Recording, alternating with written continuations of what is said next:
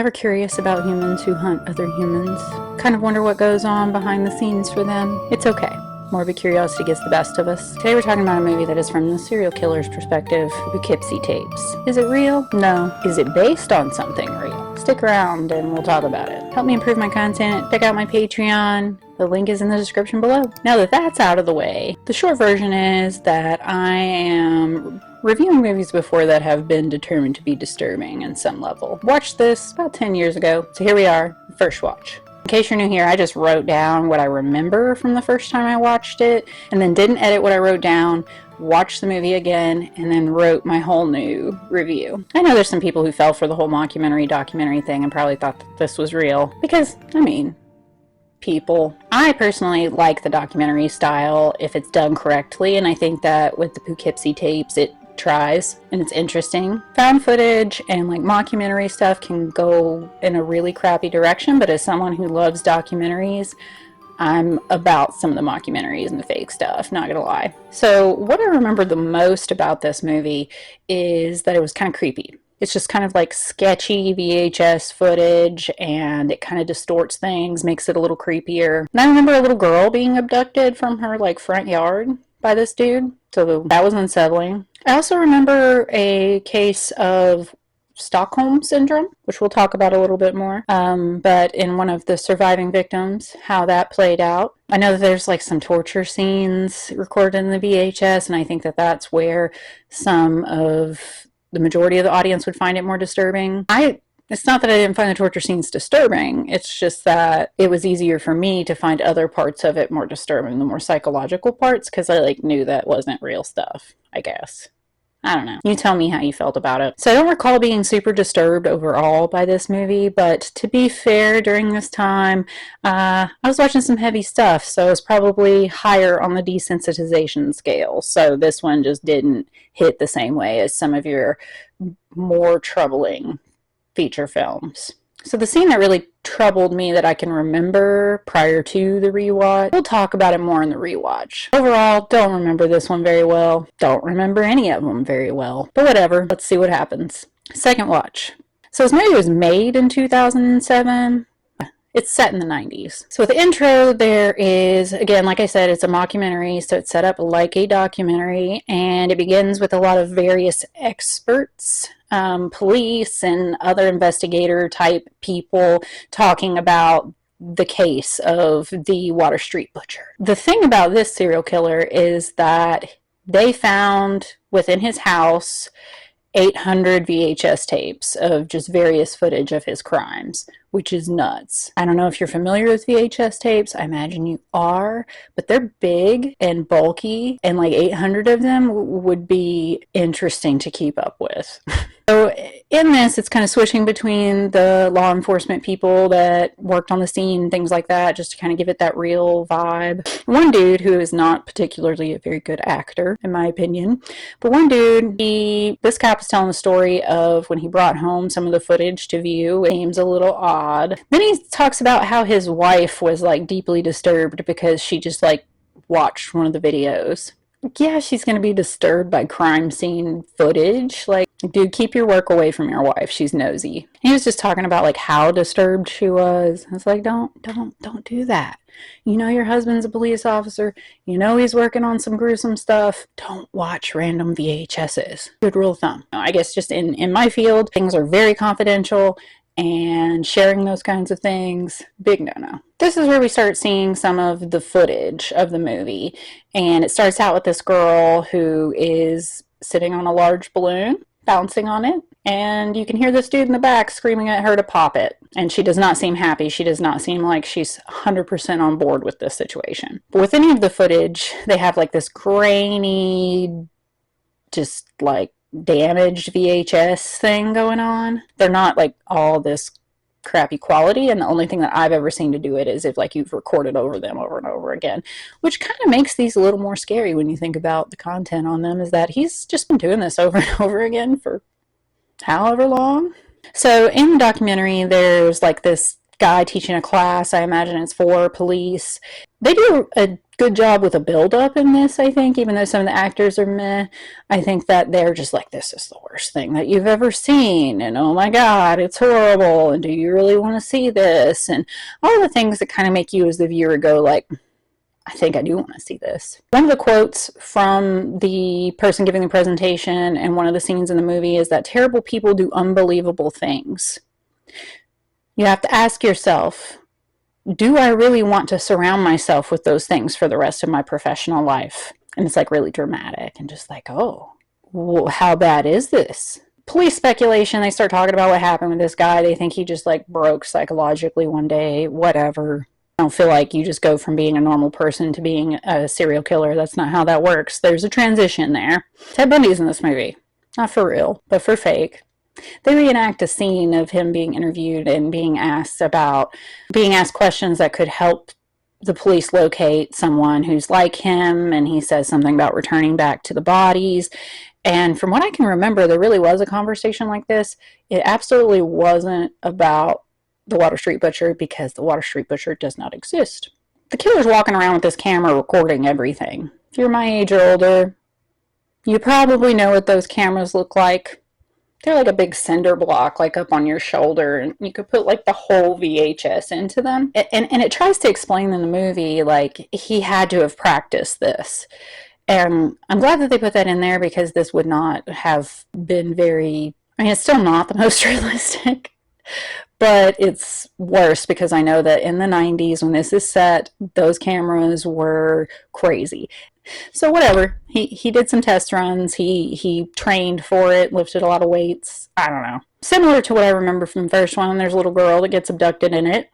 Kid disappears and mom calls the police, and the police are all like, we have to wait 24 hours. And that is not correct for a child. That's me picking out the things that are not accurate. They would absolutely look for a child, especially if there's blood on the front lawn, like this woman reported. So one part of the documentary is talking about how he disposes of the bodies, a variety of methods, and uses different masks while engaging in the murders, while murdering people.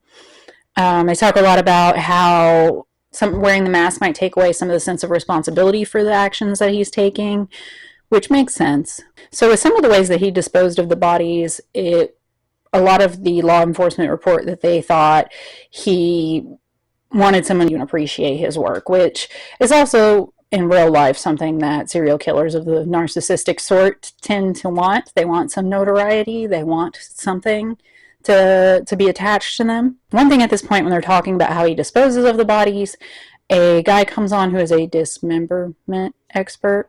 Someone can correct me if I'm wrong, but I'm about to have a master's in forensic psych. We have to do a lot of investigation-based classes. I'm an avid true crime fan, so never heard of a dismemberment expert. How do you become a dismemberment expert? Like, do you live somewhere where everybody is just dismembered so much that you had to specialize in it?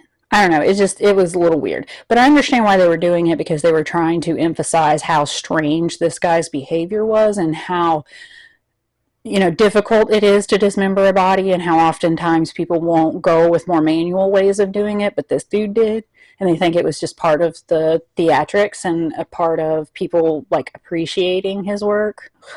Water Street Butcher spies on people and stalks them leading up to it. And so I think that that's probably one of the scariest parts of this movie, in my opinion, is him watching people from afar, plotting, planning, stalking them.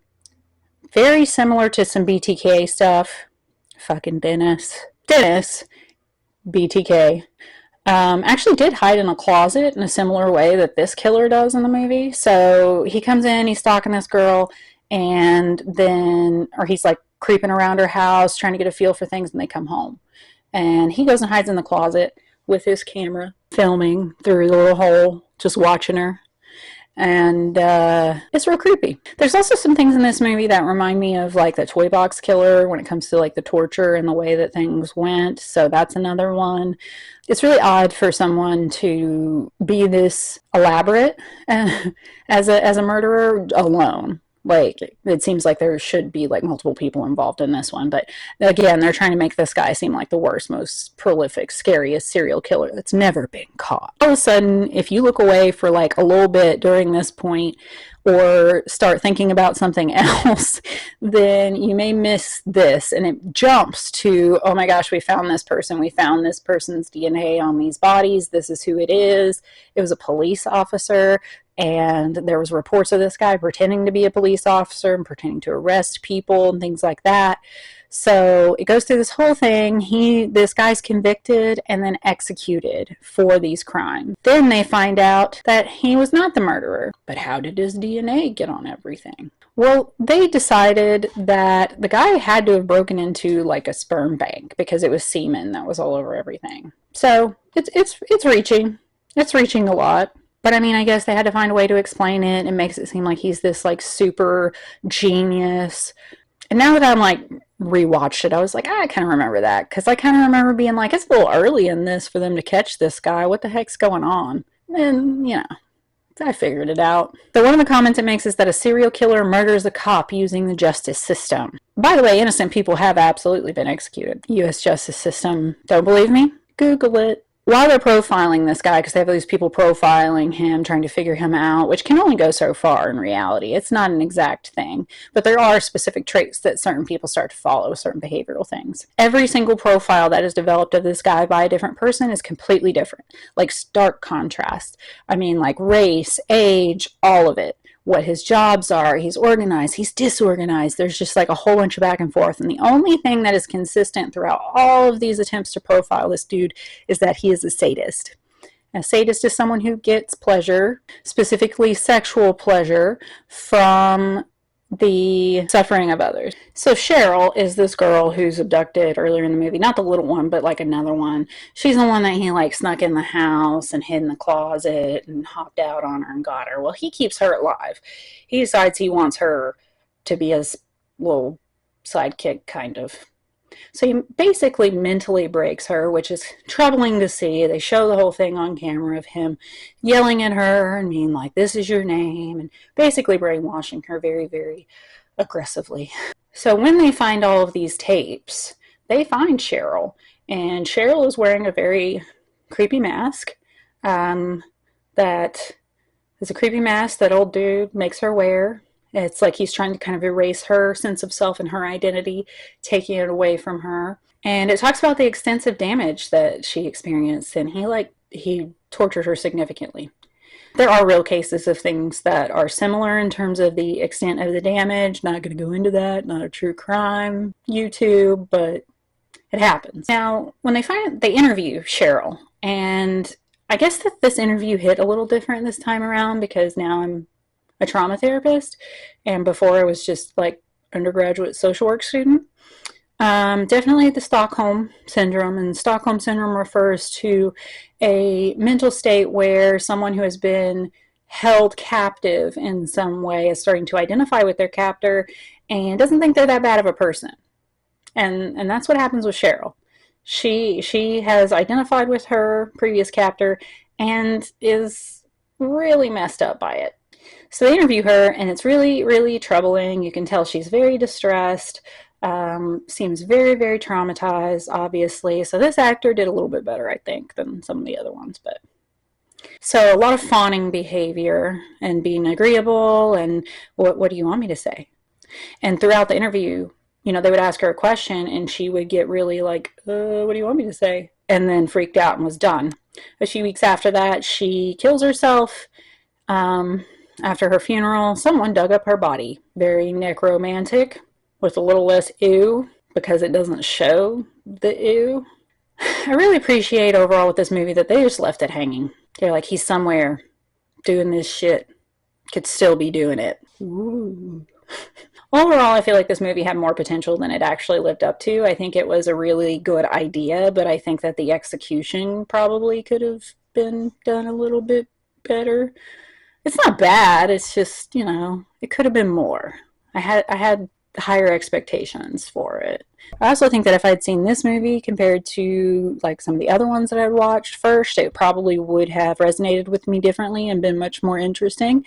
But I saw some doozies prior to this one, so this one was just like nothing. The movie tries to make a character who is like a super serial killer. So I can tell that they kind of studied up on people. They like talked to some people and carefully blended together a variety of things that happened. I like it. There are flaws. Acting in some situation is meh. Now to answer the question, is it based on something real? Eh. Not one specific story. Like I said, it's a blend of different stories. So there is some speculation that this movie was inspired by this guy. But his story is definitely different than this story. The similarity being the multiple people that were murdered. It was kind of gross, and it was in Poughkeepsie. So this guy, no videotapes, nothing like that. Just lived in Poughkeepsie, killed sex workers. There are some sex workers in the Poughkeepsie tapes that are murdered as well, but the whole idea is that he's just like random killing all kinds of people, and that's what makes him harder to catch.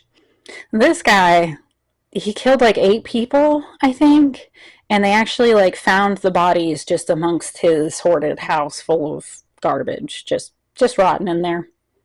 No big deal. So I saw some Bundy elements, like I said. That makes sense. There's a similar thing going on there, similar personality situation with this killer and Bundy. And with sadistic murders, like I said, Toy Box Killer was a group effort, primarily a couple. In reality, a lot of these killer couple scenarios, they're both into it. But when they get caught, one of them's like, oh no, it wasn't me, it was them. They made me do it. So I feel a similar way that I did before I rewatched it. I probably noticed a little bit more that the acting was I think it's worth a watch. I think that it was creative for when it was made, and I dig the 90s aspect of it and the way it was recorded, because you're just not going to get the same creep factor out of some like edited filters and iPhone, in my opinion, as you are from like a crappy VHS. Not to say that more modern found footage that are recorded in higher quality ways can't be good. They absolutely are. I just think that a big component of this is that creep factor of a VHS. If this was all just like clear shot and not in weird black and white, it would not feel the same at all. So is it high on the disturbing movie list for me? Not really. It's creepy, especially for your first watch. You can sit in the dark for the full effect of the gruesome bits. Ignore some of the meh acting. So let me know what you think.